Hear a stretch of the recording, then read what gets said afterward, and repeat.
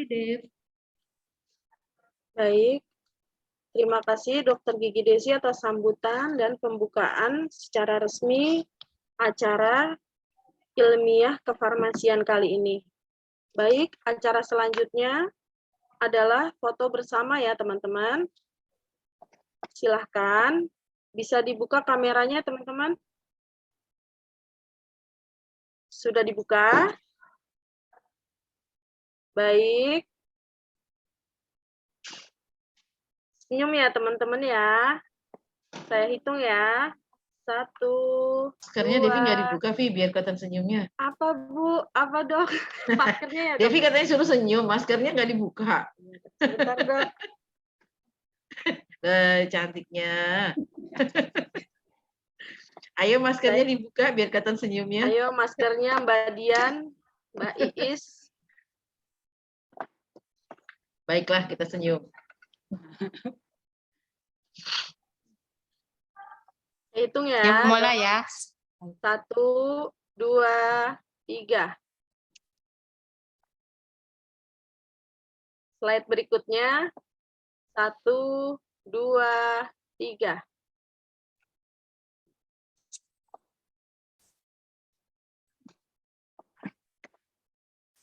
Slide berikutnya. 1, 2, 3.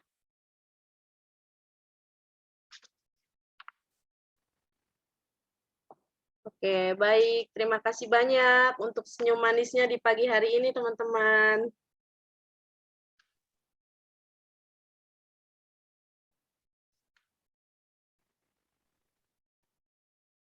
Baik, acara selanjutnya adalah sesi paparan materi yang akan dibawakan oleh Ibu Saftriana Putri, S.Pharm, APT, M.Pharm.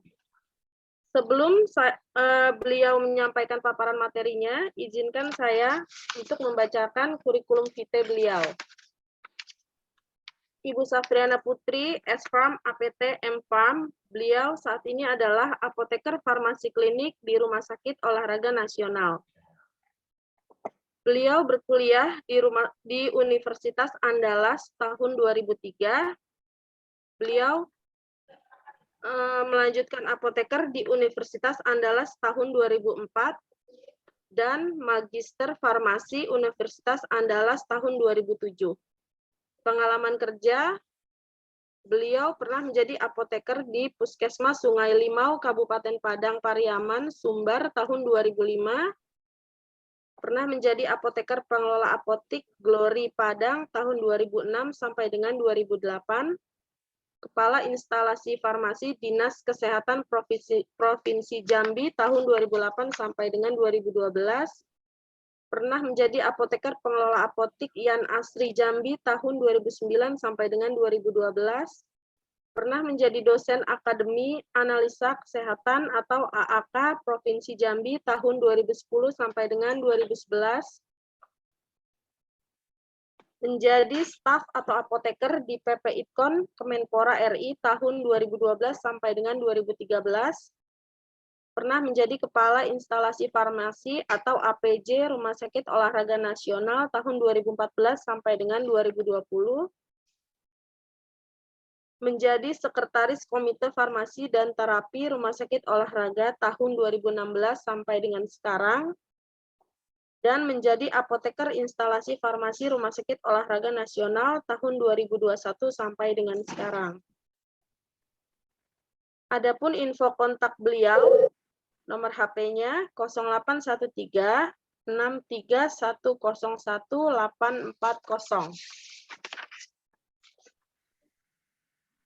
Baik, tanpa berpanjang lebar lagi, untuk Ibu narasumber kita, Ibu Saftriana Putri, waktu dan tempat saya persilahkan.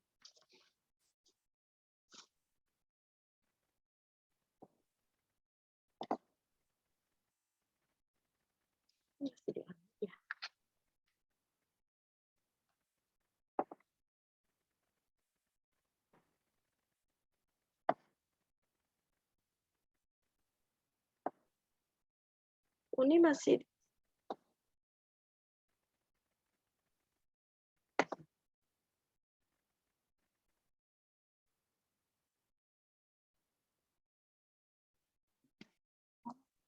Uni, ini Uni masih di-unmute ya Uni ya suaranya?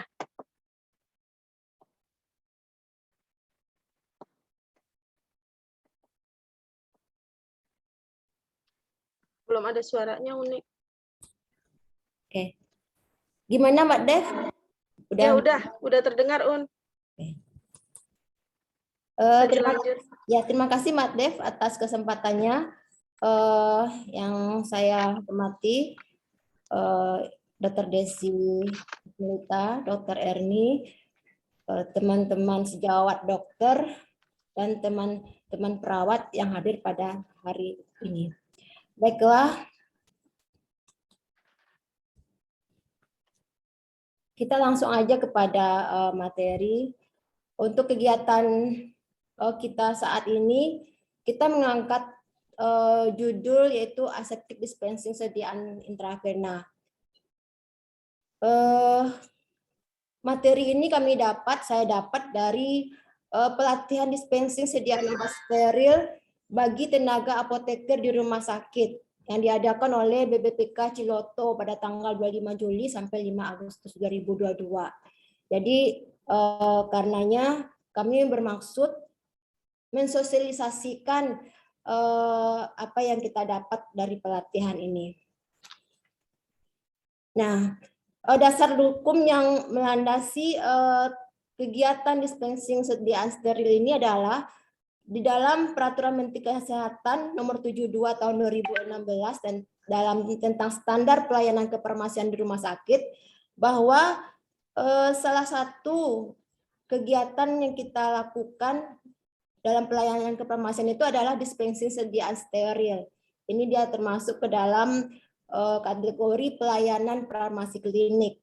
Dari dua kegiatan yang farmasi yang dilakukan di rumah sakit itu antara lain pengelolaan sediaan farmasi dan pelayanan farmasi klinis. Dispensing sediaan steril ini termasuk dalam pelayanan farmasi klinis. Nah, kalau rumah sakit itu kan kita ada akreditasi ya.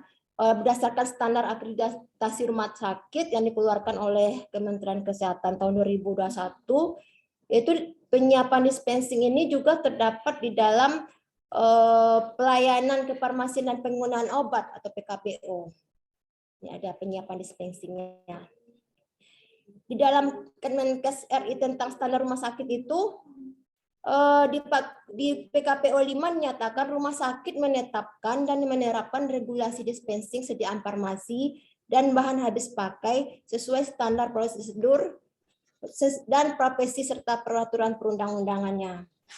Nah, dalam elemen penilaiannya itu ada dinyatakan bahwa staf yang melakukan dispensing sediaan obat steril non sitostatik itu harus terlatih dan kompeten. Kemudian tersedia fasilitas dispensing sesuai dengan standar praktek kefarmasian.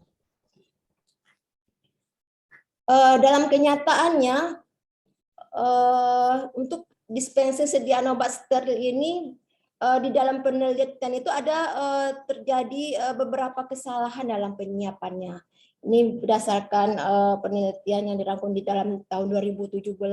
Apa-apa aja kesalahannya?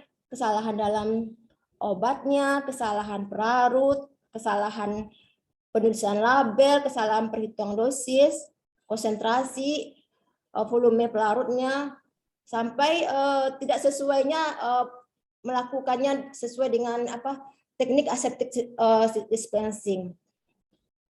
Ini adalah kesalahan-kesalahannya. Misalnya kita melakukan pencampuran obat steril ini sesuai dengan standarnya, tentu kesalahan-kesalahan ini bisa diminimalkan.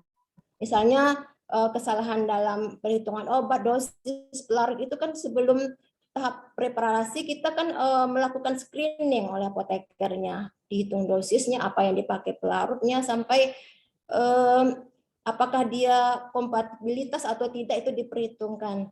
Jadi semisal dilaksanakan maka kesalahan itu terkurangi, malah diharapkan tidak ada sama sekali, sehingga ini bisa melindungi pasien mendapatkan manfaatnya lebih karena kita ke arahnya pasien sakti gitu. Nah, definisi dan tujuan dari sediaan steril itu berdasarkan PMK 72/2016 ini dinyatakan bahwa sediaan steril itu adalah kegiatan yang dilakukan di instalasi farmasi dengan teknik aseptik. Apa tujuannya? Menjamin sterilitas, stabilitas obat, dan juga melindungi petugas dari paparan zat-zat berbahaya. Sehingga juga dimaksudkan menghindari terjadinya kesalahan pemberian obat. Dalam hal ini dapat disampaikan tujuannya, yaitu menjamin sterilitas obat, meminimalkan kesalahan obat dalam pengobatan, kompatibilitas, stabilitas. Ini menghindari pemaparan zat berbahaya bagi petugas yang mengoperasinya. Selama ini kan mungkin rekan-rekan sejawat melakukan rekonstruksi tanpa adanya pelindung gitu kan. Kemudian menghindari pencemaran lingkungan, ini untuk obat-obat yang berbahaya ya, lebih ke arah obat-obat kanker gitu kan, serta penghematan biaya penggunaan obat. Misalnya kayak gini, untuk satu pasien mungkin digunakan setengah ampul ya. Kalau tidak dilakukan secara aseptik itu kan biasanya lebihnya itu kita buang karena memang nggak bisa digunain. Tapi kalau kita lakukan secara dispensing, aseptic dispensing ini, maka setengahnya itu masih bisa digunakan oleh pasien yang lain, karena dengan cara dispensing sediaan steril ini stabilitas obat setelah dibuka itu akan jadi lebih lama gitu, lebih terjaga. Nah, apa-apa aja ruang lingkup pelayanan dispensing sediaan steril ini berdasarkan PMK 72/2016 ini, yaitu antara lain ada 3, melakukan penyiapan obat suntik atau intravena ini, kemudian penanganan terhadap sediaan sitotastik atau kanker, dan penanganan terhadap sediaan parenteral. Nah, ada kenyataannya di PMK itu juga dinyatain para petugasnya bagaimana tupoksinya. Karena di instalasi dilaksanakan, maka petugasnya itu ada apoteker, ada TTK. Nah, tupoksi dari apoteker di antara lainnya, setiap apoteker melakukan dispensing sediaan obat steril harus memenuhi beberapa syarat, antara lain dia punya kompetensi dalam hal konsep dispensing sediaan obat steril. Kemudian dia punya kompetensi dalam teknik aseptiknya. Selanjutnya dia mempunyai kemampuan membuat regulasi, membuat SOP, pedoman, panduan tentang dispensing obat steril ini. Bagaimana juga dengan tupoksi dari TTK-nya, tenaga teknis kefarmasian. TTK membantu apoteker dalam menyiapkan stok obat, penyiapan obatnya, pencampuran, pengemasan, dan menyerahkan sediaan steril itu ke rekan-rekan sejawat, perawat untuk didistribusikan ke pasiennya. Jadi petugas itu harus juga memiliki kompetensi dalam melakukan pencampuran obat steril.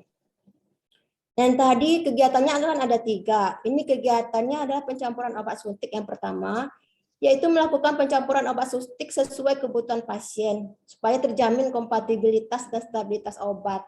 Nah, kegiatannya itu apa aja? Mencampur sediaan IV-nya ke dalam cairan infus, melarutkan sediaan IV-nya dalam bentuk serbuk, sesuai dengan pelarutnya, dan mengemasnya menjadi sediaan siap pakai. Nah, dalam hal ini apa yang harus diperhatikan? Pertama, ruangannya, mesti ada ruangan khusus. Bagaimana mesti ada lemari pencampurannya, dan adanya HEPA filter untuk penyaringannya. Ini tertera dalam PMK 72 juga. Kemudian untuk penyiapan nutrisi parenteral. Ini nutrisi parenteral ini. Kegiatannya antara lain mencampur sediaan karbohidrat, protein, lipid, vitamin. Kemudian mengemasnya ke dalam kantong khusus untuk nutrisi.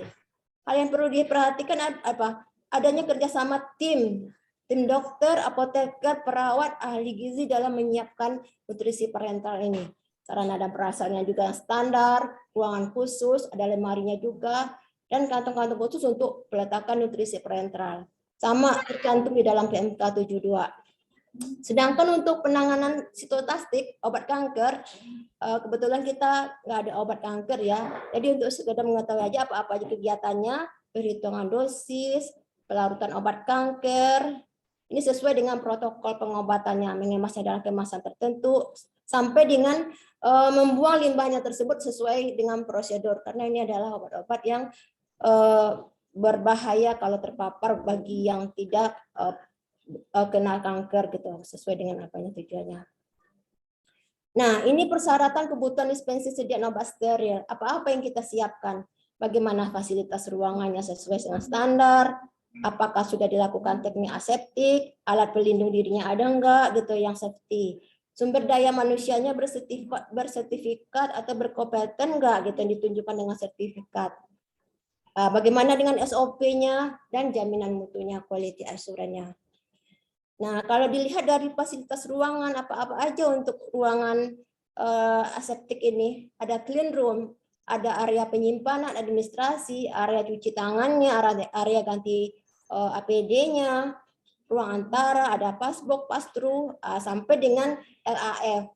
Kalau untuk obat kanker itu menggunakan harus kabinetnya itu CDSC, Cytotoxic Drug Certificate Cabinet. Nah, ini kalau kita lihat layout-nya ya, ini ada ruang penyiapan, ruang ganti wastafel, sampai dengan ruang antara sebelum masuk ke ruangan clean room-nya, clean room. Ini ruang sterilnya. Dan di sini letak dari LAF-nya, lemari untuk sterilnya. Kalau ini saya ambil dari contoh layoutnya Rumah Sakit Darmais karena di sana kami berpraktek kemarin. Di sini ada di lantai 2-nya, ini koridor masuk ini. Kalau di sini pintu masuk perawat untuk pertama untuk permintaan order obatnya, nanti dimasukkan ke passbox ini pertama. Nah, ini jalan petugas sampai ke sini. Ini pintu masuknya ya. Nah, kalau ini ruangan untuk dia punya 2 ruangan untuk pengerjaan obat intravena dan pengerjaan obat sitotoksiknya. Kalau obat intravena ini ada pintu-pintu sekatnya ya, ruang antara, tempat ganti-ganti bajunya gitu sampai dia masuk ke ruangan clean room-nya di sini. Ini mereka punya 3 BSC. Dia menggunakan BSC bukan LAF ya. Kemudian di sini ini petugas yang melakukan persiapan itu maksudnya menyiapkan obat, men-screening resep, menyiapkan obat, menyiapkan label. Ini di sini petugasnya. Ada obatnya nanti yang telah disinfektan dimasukkan ke dalam ini. Ini passbox-nya. Jadi ngantar obatnya tidak melalui pintu, tetapi melalui passbox kayak ini dimasukin obatnya. Kemudian setelah selesai direkonstitusi, petugas yang di sini yang di clean room memasukkan obatnya ke passbox ini.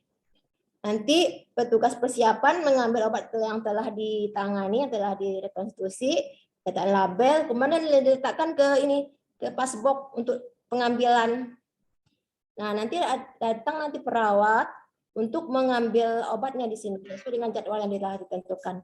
Melalui passbox juga, jadi tidak di ruangan terbuka gitu. Ini apanya? Tentang passbox. Nanti di sini ada juga namanya tadi tempat pembuangan sampah limbahnya di sini. Di sini nanti petugas pengambilan limbah juga mengambil limbahnya yang udah terkemas baik di sini. Ini bagian dari ruangan clean room untuk sitotoksik. Nah, bagaimana perbedaan antara ruangan yang handling IV dengan sitotoksik itu? Kalau IV itu makin ke dalam, dia tekanannya itu semakin tinggi.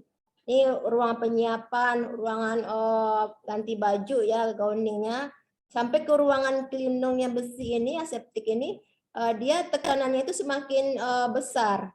Kalau ruangan sitostatik ini, dia justru kebalik. Dia di ruangan sitotoksiknya itu ini di sini Groning, Cheng, komponen perawat ya. Dia malah lebih negatif, lebih sedikit gitu kan. Lebih sedikit tekanan udaranya. Nah, bagaimana layout untuk ruangan aseptik dispensing intravena Rumah Sakit Olahraga Nasional? semisal kita disupport untuk melakukan kegiatan dispensing aseptik ini, jadi kita perlu membuat layout-nya. Jadi layout-nya itu dibuat oleh tim khusus ya untuk rancang ruangan ini pembuatannya, terus ditetapkan ruangan mana yang layak dipakai gitu untuk melakukan dispensing aseptik ini. Nah, ini air handling unit, itu unit dalam penanganan siklus dari udaranya. Nanti dibutuhkan sesuai dengan persyaratan masing-masing kelas kebersihan yang diharapkan. Jadi dia tujuannya untuk menunjang sistem tata udara. Kemudian air handling unit ini dia mengontrol nantinya suhu ruangannya, kelembapan, tingkat kebersihan dari masing-masing ruangan sesuai yang dipersyaratkan, bagaimana tekanan udaranya, pola udaranya, sampai berapa jumlah pergantian udara yang masuk dan keluar. Nah, begini nih potret dari ruangan aseptic dispensing punyanya Rumah Sakit Darmais. Di sini material dindingnya itu, plafon dan lantainya itu udah ini ya kayak ruangan OK, nggak ada mengeluarkan partikel gitu kan, udah dibersihkan, dia tahan terhadap penggunaan disinfektan kayak alkohol kayak gitu, tahan lah. Kemudian dia menunjang kekedapan udara, kemudian mampu mencegah pertumbuhan bakteri, kuman dan jamur karena nggak ada sekat sela-selanya ya, bersih ya. Kemudian bagaimana dengan pintunya? Pintunya itu juga harus kedap udara, mendukung untuk kedap udara sehingga tercapai tekanan udara yang disyaratkan masing-masing ruangan. Begini yang kalau Rumah Sakit Darmais materialnya. Kemudian bagaimana suasana di clean room-nya, jumlah partikel yang ada, kemudian juga jumlah partikelnya itu terkendali. Berapa partikel masuk, partikel keluar, partikel yang dihasilkan setelah pengerjaannya juga terkendali di ruangan ini. Kemudian parameter lainnya dikendalikan temperatur, kelembapan, kemudian tekanan ini harus dikendalikan dalam ruangan clean room. Nah, di sini dipakailah HEPA filter untuk menyaring partikel sehingga ruangannya tetap bersih. Nah, bagaimana sistem tata udaranya yang di clean room? Ada dua, kita melihat ke IV administer aja ya. Kalau yang sitotoksik ini dia sama di kelas C juga, kemudian derajatnya sama. Cuma ini yang kayak tadi, kalau IV administer ini dia tekanannya itu positif, lebih di dalam lebih positif, sedangkan kalau clean room-nya sitotoksik itu lebih negatif dari yang sekitarnya gitu kan. Nah, ini jumlah partikel, juga ada alat nanti untuk menghitung jumlah partikel yang ada di situ kan. Kalau untuk di dalam laminernya itu tingkat kebersihannya itu di kelas yang 100 ini menggunakan HEPA. Nah, apa aja ruang-ruang penunjang, ada ruang antara gitu kan. Pas kita mau masuk ke clean room itu kita melewati ruang antara dulu dengan tingkat kebersihan yang berbeda juga gitu kan. Ada ruang persiapan tadi, ruang personil, kemudian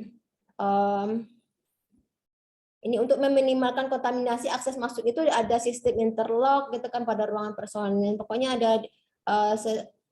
ada perbedaan kelas dilengkapi dengan indikator. Jadi setiap perbedaan kelas antar ruangan itu ada indikatornya nanti untuk menilai tekanan, suhu dan kelembapannya. Nah, peralatannya dia tadi ada passbox, pass-through, ada dynamic pass-through, ada pass-through.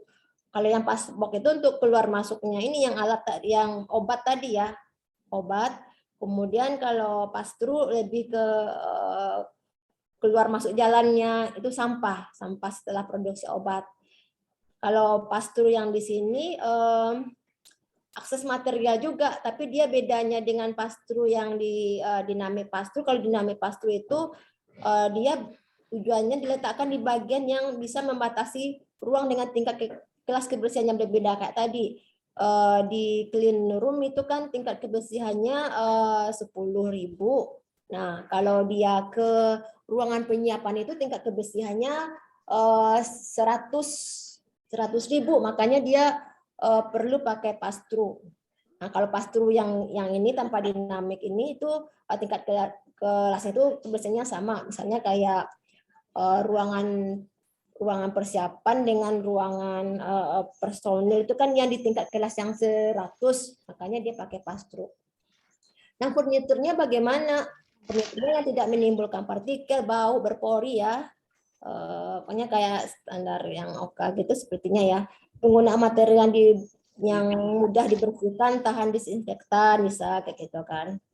Furniturnya tidak menyimpan debu. Jadi selalu intinya mudah dibersihkan deh kalau furniturnya. Nah, ini alur barang masuk nih yang contoh di Dharma S dalam masuk ya, barang masuknya, letak barangnya masuk, masuknya melalui pass-through ini. Kemudian ini alur petugas ya. Kemudian ini ruang persiapan tadi yang ruang untuk men-screening resep, kemudian menghitung-hitung dosis gitu kan, berapa konsentrasi kayaknya kan di sini ruangnya. Nah, nanti setelah disiapkan dan ambil barangnya dimasukin ke sini, obatnya ke sini sesuai dengan instruksinya. Nanti ada instruksinya formulir dimasukkan ke passbox. Nah, di sebelahnya ini yang ruangan ruangan clean room-nya intravena diambil dari situ. Lalu dikerjakan di laminar airflow-nya. Nah, ini alur keluar barang ya. Ini yang hasil ending sitotoksik berarti yang di sebelahnya ya. Alur keluar barang ini yang di sini ini ruangan persiapan tadi. Di sini yang ruangan perawat masuk atau petugas kebersihan mengambil barangnya di sini. Nah, di sininya ini di dindingnya ini pass-through yang sampah, kalau ini yang obatnya. Jadi pengambilannya melalui passbox kayak gitu, nggak buka pintu tapi melalui alat kayak gini. Nah, bicara dengan tentang laminar airflow itu ada jenisnya horizontal, vertikal, ada yang CDSC atau yang biologis seperti kabinet. Ini diharapkan dalam penggunaannya dia tidak turbulen, kemudian peletakan barangnya itu harus diatur sedemikian rupa sehingga meminimalkan kontaminasi. Nah, ini aliran udara LAF yang vertikal.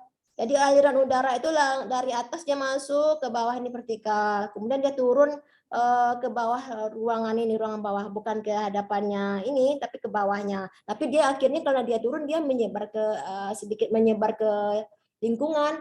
Makanya kalau LAF vertikal ini nggak cocok kalau untuk obat kanker. Beredar ke lingkungan nanti terhirup lagi kan bahan-bahan obat-obat kanker tersebut, makanya nggak cocok. Tetapi kalau untuk tipe-tipe pencampuran intravena obat-obat ini masih bisa kepake gitu kan. Nah, ini yang laminar airflow-nya untuk pencampuran obat suntik yang tidak berbahaya begitu gas itu masih bisa ya. Preparasi kelasnya di LAF ini adalah udah kelasnya steril, itu udah 100 kelasnya.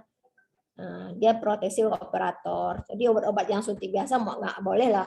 Tapi ini juga ya kalau obatnya kayak antibiotik gitu ya, ada juga sedikit karena dia alirannya nggak kayak CDSC tadi ya, keluar perginya. Ada kemungkinan itu, tapi mungkin nggak terlalu signifikan ya. Nah, ini sitotoksik tadi. Jadi alirannya di dalam CDSC ini dia tekanan itu lebih negatif, jadi udara masuk ke dalam gitu kan. Dia seperti vertikal juga putar. Nanti petugas di sini mengerjakan, kalau ada terjadi percikan dia nggak keluar ke sini, tapi dia muter ke sini, nanti dikeluarkan oleh HEPA filter. Ini cocok sekali, aman ya terhadap obat-obat berbahaya bagi petugas. Nah, ini contoh pelayanan IV-nya di Dharma S itu ada 3 BSC-nya. Seperti ini ruangannya. Kemudian ini kegiatan yang mereka lakukan, ini udah tanpa underpad ya, udah langsung ke alasnya LAF. Kemudian ini aktivitasnya juga, foto-fotonya. Nah, bagaimana dengan laminar airflow-nya Rumah Sakit Olahraga Nasional? Kemarin ini ada 2 laminar kita yang nganggur di ruangan mikrobiologi yang belum bisa dimanfaatkan ini ya. Yang pertama dan ini yang kedua yang belum uji fungsi.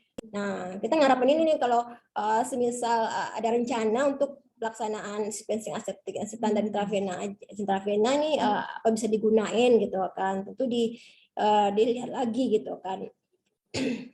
Seperti ini. Kami udah mungkin kerjasama nanti dengan IPSRS ya tentang alat ini apa boleh digunakan apa enggak untuk diaktifkan gitu kan.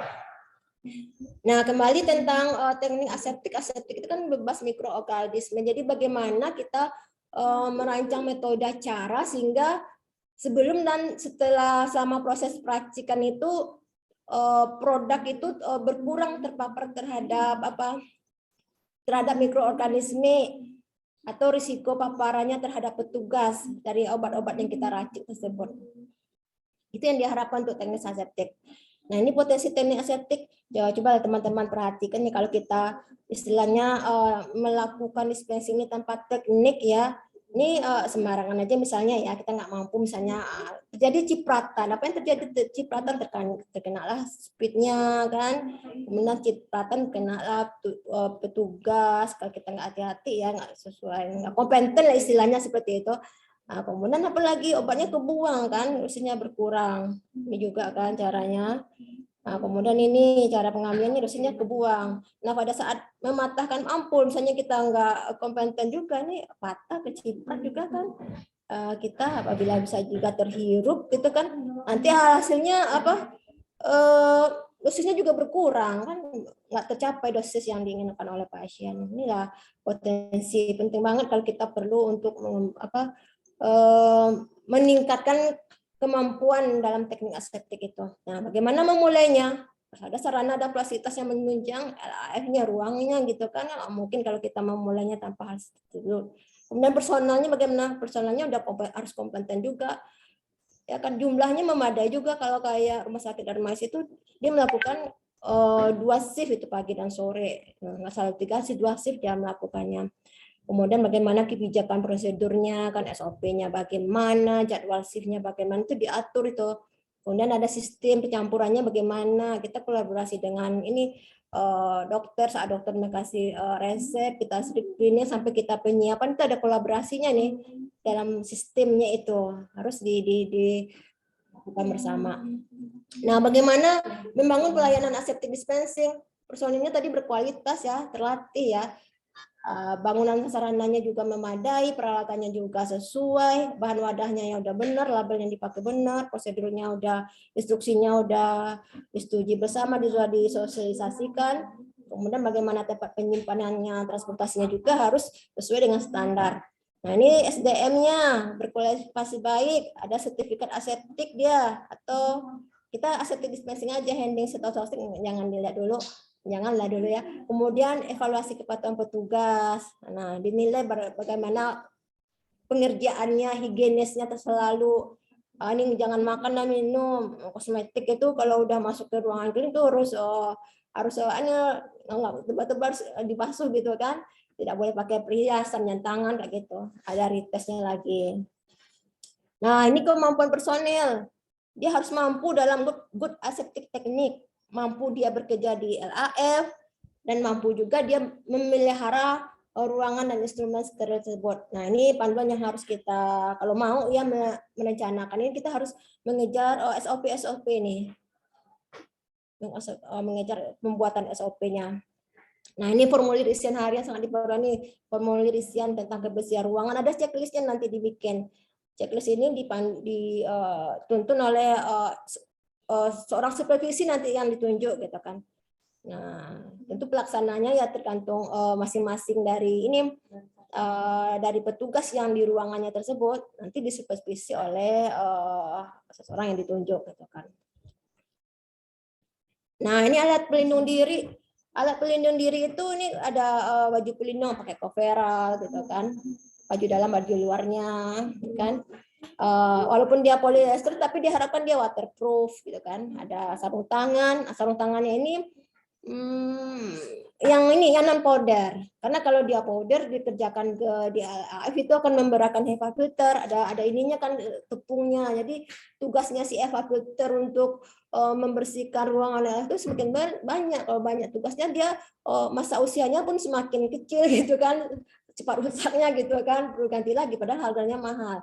Nah, kaca pelindung, kaca gogel. Ini kalau intravena sih katanya yang kaca yang biasa ya, kalau gogel ini udah untuk sitotoksik ataupun intravena yang mengerjakan rekonstruksi obat antibiotik itu kan, perlu ini antibiotik sama hormon pakai yang gogel. Tapi kalau yang biasa ya kacamata biasa aja yang kayak itu. Kemudian maskernya ya disesuaikan juga, masker bedah biasa lah kalau intravena. Kalau N95 ini untuk sediaan kanker, sepatunya, subwoofernya ya yang reuse, apron. Nah ini kalau spill kit ini berguna untuk penanganan limbah, tapi ini bagiannya kemoterapi gitu kan. Nah, makanya ada penanganan khusus kalau dia kemoterapi untuk limbahnya, untuk tumpahannya ya. Nah ini bahan wadah labelnya nih. Kalau sediaan steril itu yang kita lakukan ada DIVIA, ampul, kolos, softpack gitu kan.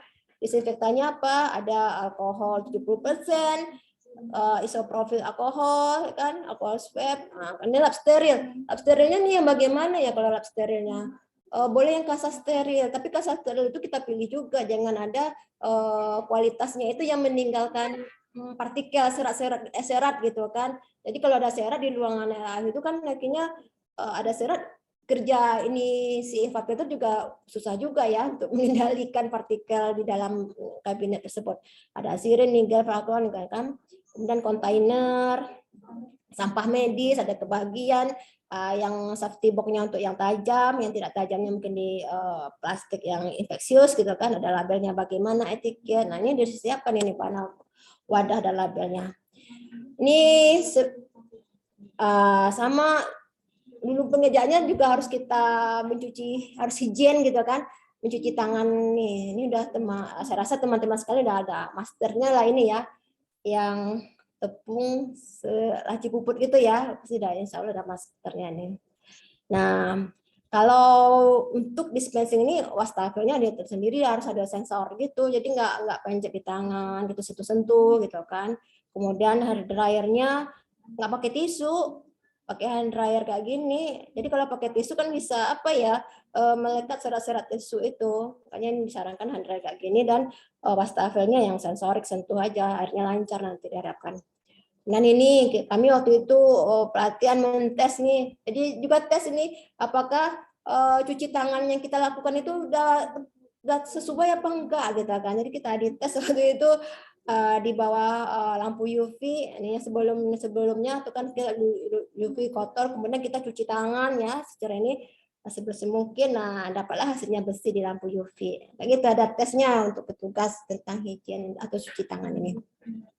Nah ini mengenakan sarung tangan juga ditekankan juga pada saat kami mendapatkan materi ini. Pilih sarung tangan yang steril, ya yang steril digunakan ya.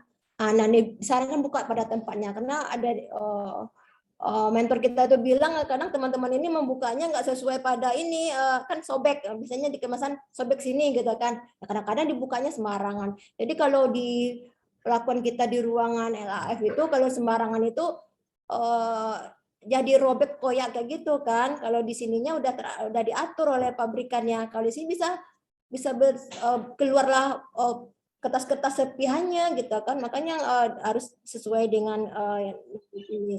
Kemudian pemakaiannya bagaimana, apa yang kita sentuh pada saat awalnya ini di bagian yang terlipat ini kan, kemudian dipasangin. Setelah yang satu udah kepake ini, baru yang di bagian luarnya ini sampai diposisikan dia benar memakai sarung tangannya. Saya yakin nih kalau teman-teman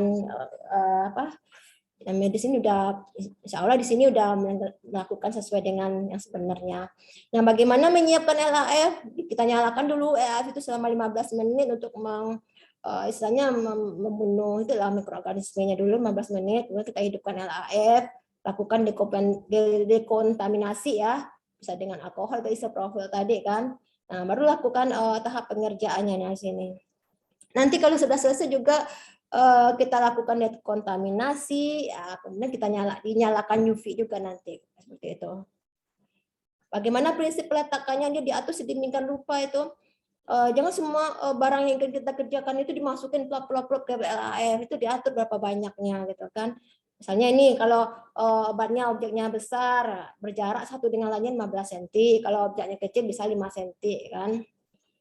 Jadi dalam tahapan ini kita bisa pandai-pandai menghitung nih di LAF itu mungkin bisa untuk vial begitu mungkin bisanya 3 atau berapa gitu. Jadi nggak semuanya dimasukkan ke LAF. Karena kalau semuanya dimasukkan itu apa ya, mungkin untuk proses sterilnya itu nggak tercapai nanti kan sesuai standarnya. Nah, ini posisi menentukan nih. Ini posisi kita di BSC atau LAF tadi di kabinet tadi. Nah, kalau kita tidak kidal itu obat di sebelah kiri, alkes sebelah kanan. Nah, ini limbah buangannya obat, ini limbah buangan alkes. Nah, ini area kerja kita. Dikasih jarak ini ke sini ini ada berjarak 15 cm. Nah, ini di sini susunan obatnya juga berjarak-jarak juga kayak tadi yang besar 15, yang kecil bisa 5 cm. Jadi kita bisa pertimbangkan di dalam LAF itu berapa yang kapasitas yang bisa masuk untuk melakukan satu pekerjaan. Nah, ini persiapan konstruksi ya. Ini masih fotonya yang lama, ini pasti pakai underpad ya, bisa berserat nih kalau underpad. Nih, ini susunan obat, ini sampahnya, ini alkesnya ya, alkes pinsetnya, alkohol swabnya ya di sini ya. Nah, kalau ini rotator untuk mempercepat terjadinya perarutan. Nah, jadi apa aja ya hierarki sebenarnya teknik aseptic dispensing ini supaya mendapatkan mutu produk yang aseptis itu, yang bebas dari mikroorganisme. Ini ada para penanggung jawabnya ini. Clean room itu bertanggung jawab 3%. Adanya LAF dilakukan di LAF itu 7%. Pelakuannya dengan teknik aseptik itu 40%. Pengetahuan khususnya 50%. Nah, selama ini kan ya teman-teman yang di ruang rawat kan melakukannya tanpa LAF, kemudian tanpa clean room ya. Kemudian ruangannya ruangan bersih kayaknya tanpa LAF clean room itu udah 50-40, jadi produk yang dihasilkan itu 90% mutunya itu aseptik gitu. Yang 10%-nya kena enggak, jadi enggak 100% aseptik gitu jadinya kan. Apalagi nanti semisal ya teknik aseptiknya pun enggak sesuai standar gitu kan. Tidak juga dilengkapi oleh pengetahuan khususnya. Jadi semakin berkuranglah mutu produk yang kita hendaki gitu. Nah, teknik aseptik ini ada teknik tentang penanganan syringe, needle, vial, ampul, bagaimana membuka kemasan, sampai bagaimana peletakannya di tangan gitu kan. Ini cakupan dari teknik aseptik.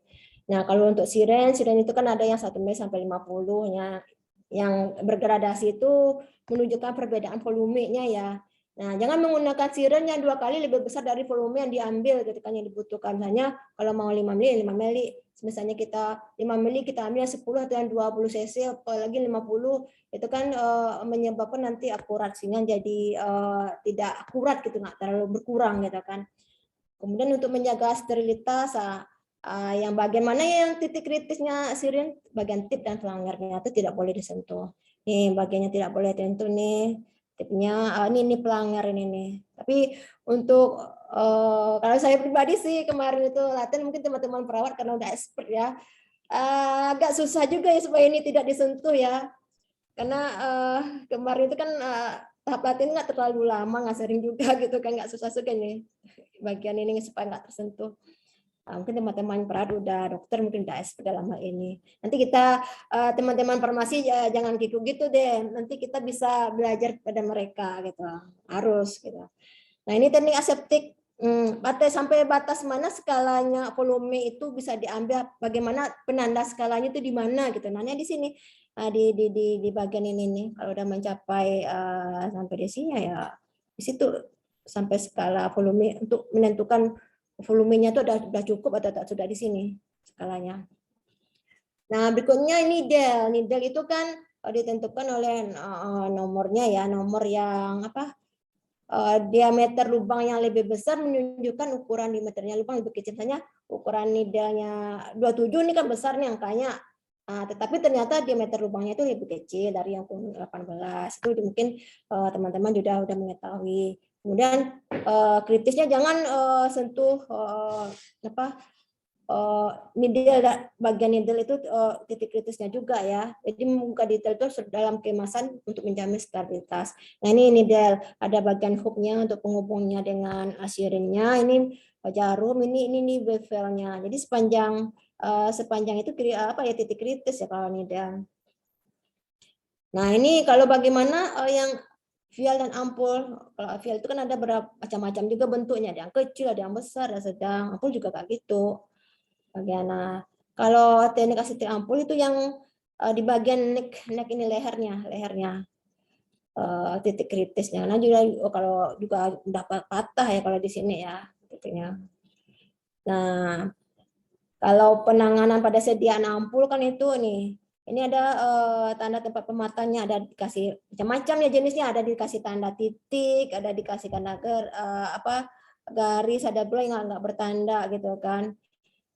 Nah sebelum kita penanganan ampul ini kita harus membersihkan dulu cairan di kepalanya ini, kepala ampul dengan cara G motion cepat kayak gitu sampai nantinya waktu diposisikan J itu di sininya udah kosong ada cairan baru kita patahkan.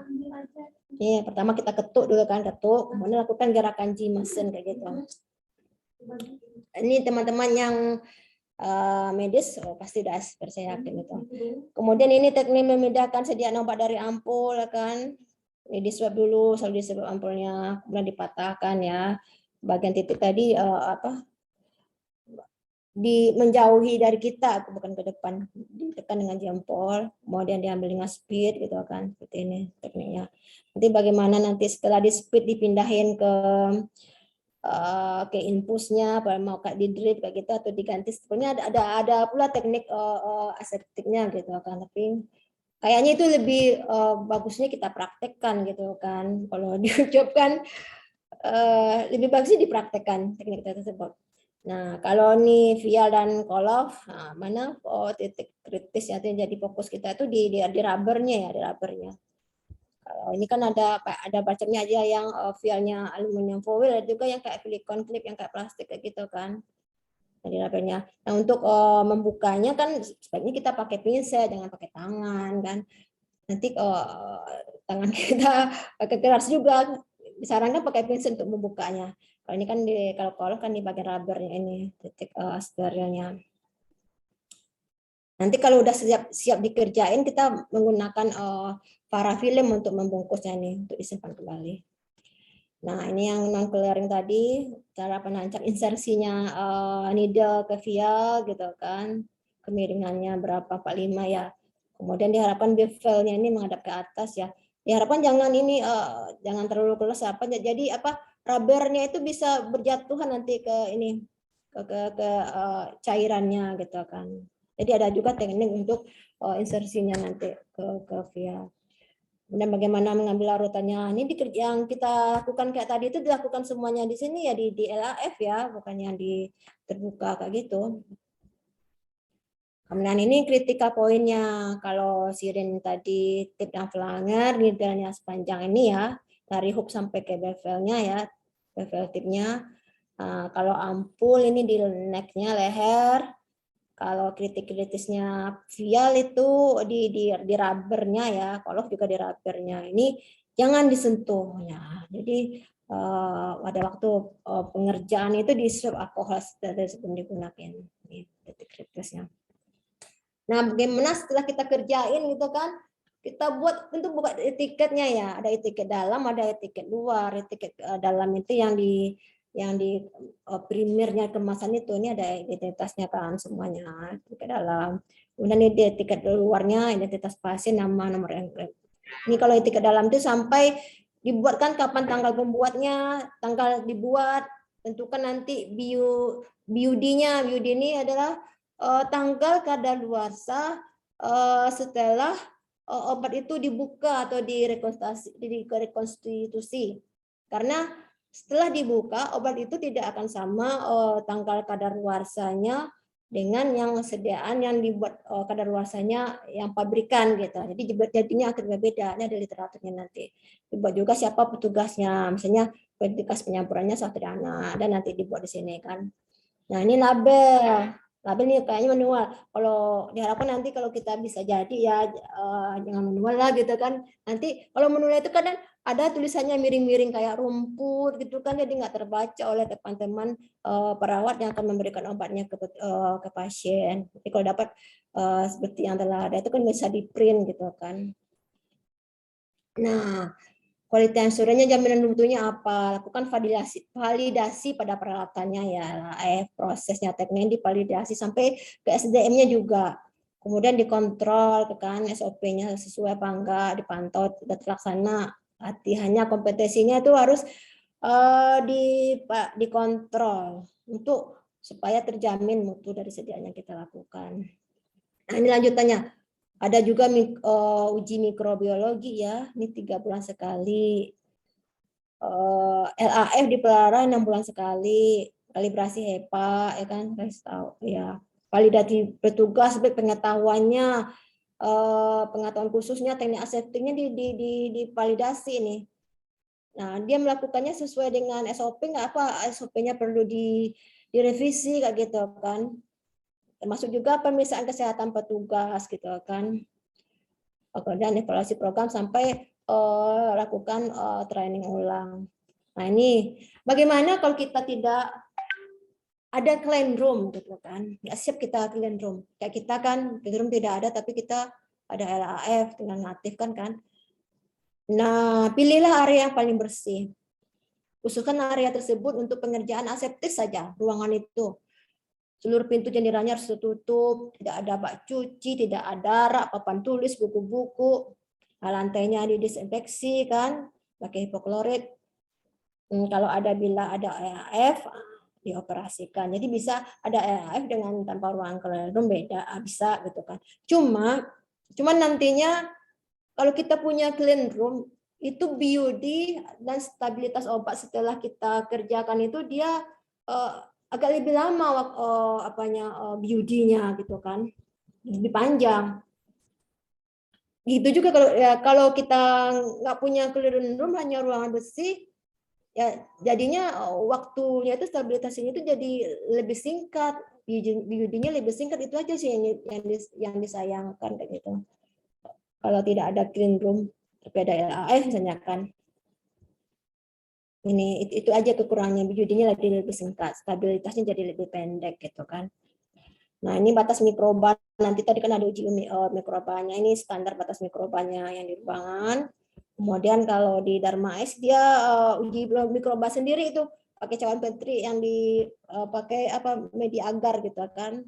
Nanti mereka buat SOP-nya karena mereka sanggup untuk melakukan uji mikroba seperti ini. Nah, ini untuk penanganan limbah. Kalau tadi IV ada yang limbahnya yang ampul, yang kaca, kemudian jaring, tajam itu kita letakkan ke ini, ke safety box. Kalau yang kayak kemasannya, aluminium kayak itu di plastik kuning infeksius kayak gini aja penanganannya. Nah, ini bagaimana formulir permintaan rekonstitusi. Jadi ini kaitannya kita dengan nantinya dengan sejawat dokter ya gitu kan. Ini untuk pelayanan, contoh formulirnya masih ini ya, Rumah Sakit Dharma S ya, saya ambil fotonya. Untuk pelayanan dispensing aseptik ini ada nama pasien ini ya, siapa nantinya dokter yang meresepkan gitu kan.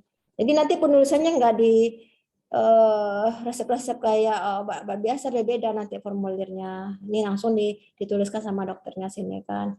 Nah, di sini kami nanti petugas produksinya ini menerimanya kapan ini resep ini kan. Pagi siang jam berapa, ada parahnya siapa penerimanya.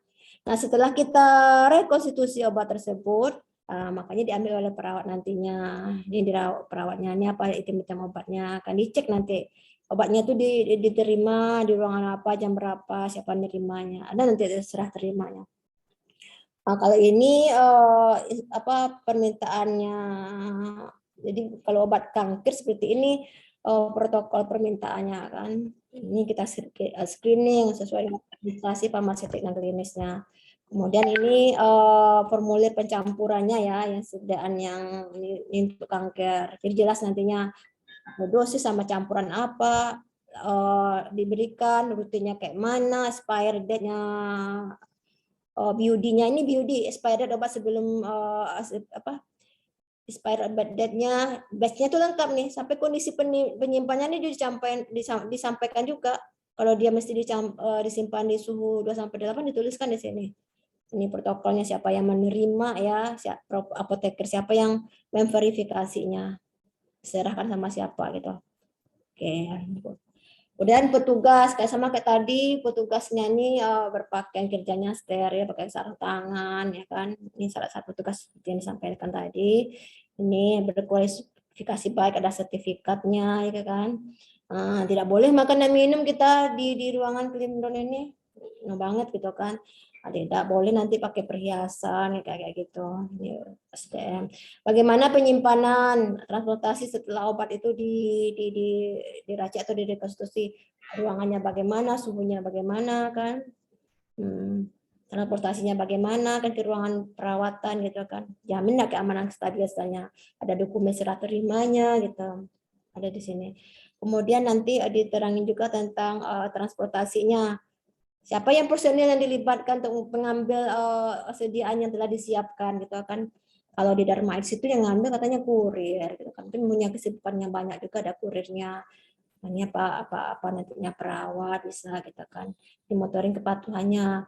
Ada pengiriman tertutup gitu kan. Diaktifasi masalah kebocoran kerusakannya gitu kan. Nah, ini jangan nanti yang mengambil itu jangan multitas waktu dia ngambil sini kemudian dia mampir ke mana dulu gitu kan, kayak gitu. Terus setelah diambil sesuai ke ruangan mana dia mau nganterin obat gitu, nah boleh mampir dulu, harus fokus gitu kan. Kemudian instruksi pengirimannya dicantumkan gitu kan, ada form-formnya.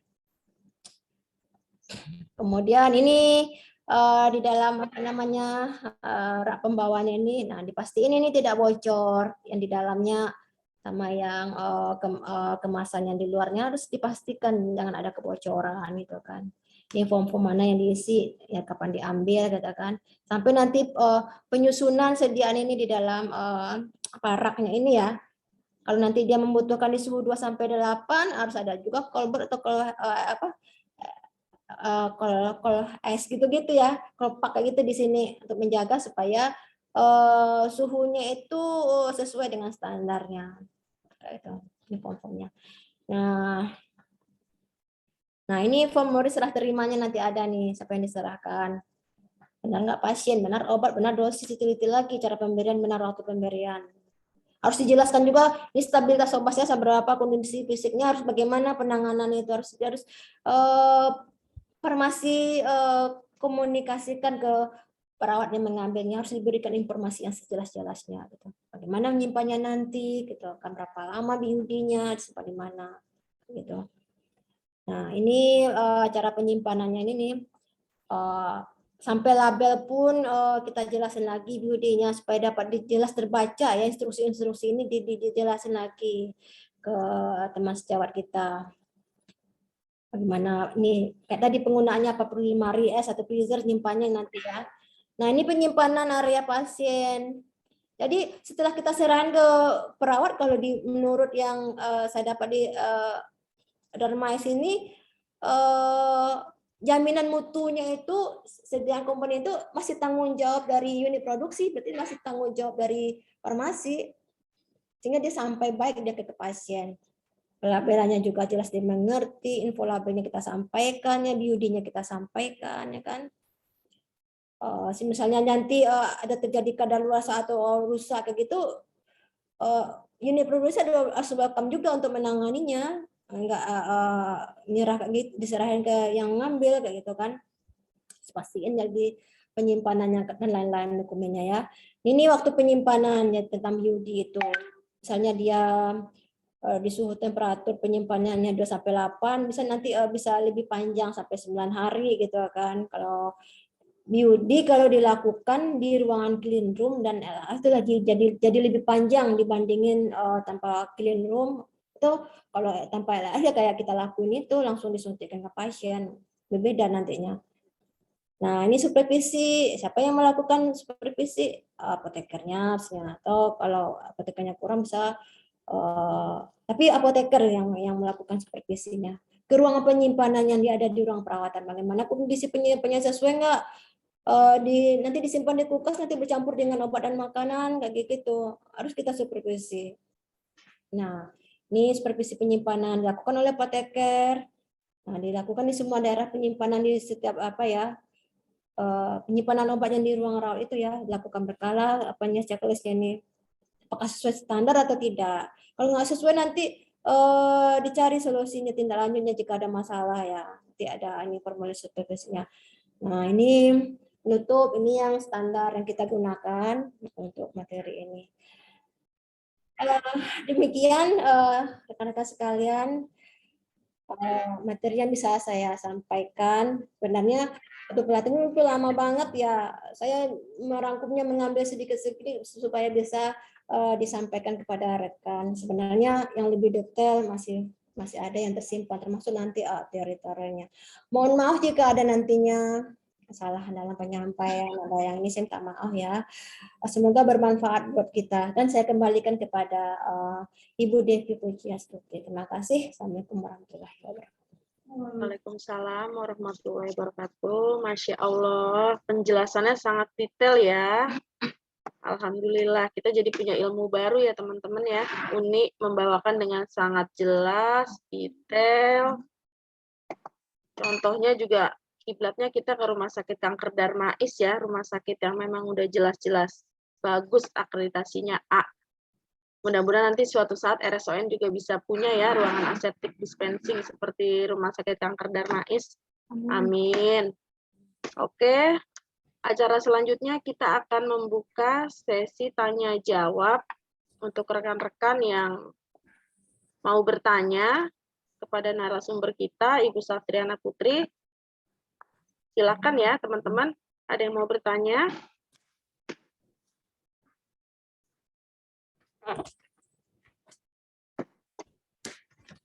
Ayo, nggak usah malu-malu.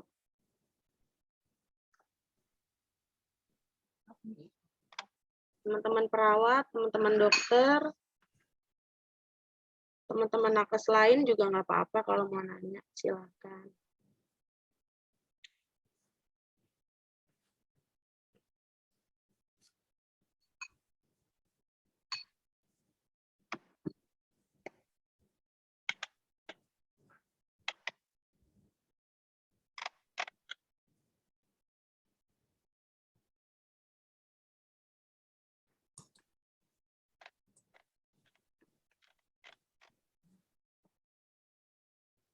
Wah, kayaknya penjelasan dari Ibu Saftriana Putri udah jelas banget kayaknya nih, udah detail banget nih, kayaknya teman-teman udah pada ngerti kayaknya. Alhamdulillah, Mbak Dev. Ayo, masih ditunggu teman-teman. Ada yang mau bertanya? Mumpung narasumber kita masih hadir di sini. Mau bertanya tentang aseptic dispensing di rumah sakit olahraga kayak gimana?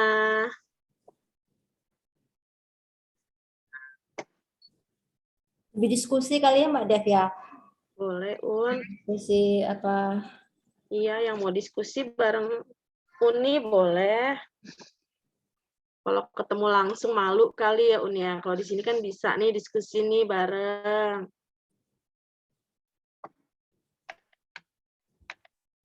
Teman-teman perawat, teman-teman dokter.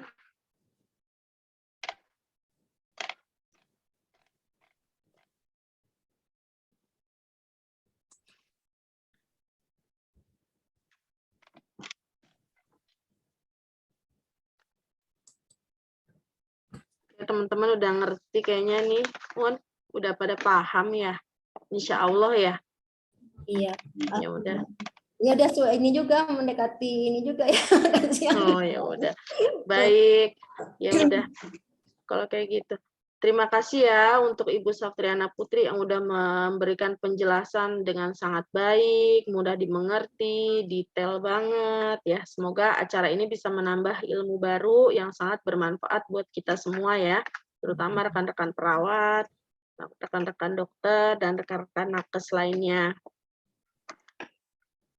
Saya sebagai moderator ingin menyimpulkan hari ini tema kita aseptic dispensing, sediaan intravena, itu termasuk salah satu kegiatan kefarmasian, yaitu pengelolaan sediaan farmasi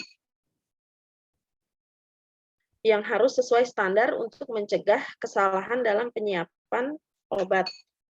Juga untuk menjaga stabilitas obat sebelum dimasukkan ke dalam tubuh pasien. Kegiatan dispensing ini, kegiatan dispensing steril itu contohnya terdiri dari pencampuran obat suntik, penyiapan nutrisi parenteral, dan penanganan sediaan sitostatik. Untuk di RSUAN sendiri, kita masih perlu penyiapan ruangan aseptik dispensing yang memenuhi persyaratan. Semoga kedepannya sarana dan prasarana di RSUAN bisa memadai untuk adanya ruangan aseptik dispensing yang sesuai dengan spesifikasi yang seharusnya, sebagaimana seharusnya. Baik, terima kasih. Saya kira itu aja kesimpulan dari saya. Sekarang tibalah kita di penghujung acara ilmiah kefarmasian ini. Saya atas nama panitia acara mengucapkan terima kasih atas dukungan dari semua pihak, sehingga acara ilmiah ini dapat berjalan dengan baik dan lancar. Saya juga memohon maaf apabila banyak kekurangan dalam pelaksanaan acara ilmiah kali ini. Semoga kami dapat memperbaikinya menjadi lebih baik lagi di kemudian hari. Mari kita tutup dengan membaca Alhamdulillahirabbil alamin. Wabillahi taufiq wal hidayah. Wassalamualaikum warahmatullahi wabarakatuh. Waalaikumsalam warahmatullahi wabarakatuh.